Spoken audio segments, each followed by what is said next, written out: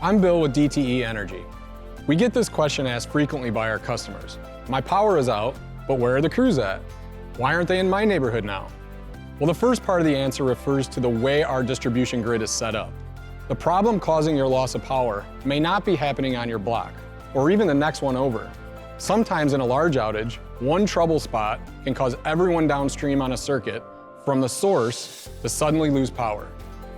We can be actively and safely working on restoring power and repairing something that will affect you and your neighbors, but you may not see us because that trouble spot is not close to your home. Another reason is that our crews are working on restoring and repairing a high priority circuit first.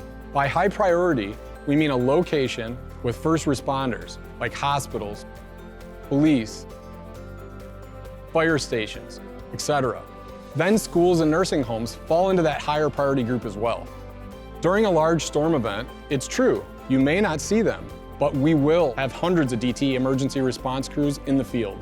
Their job is to assess any damage, safely restore power, and begin work on any needed repairs. They are out there 24/7 and on the job.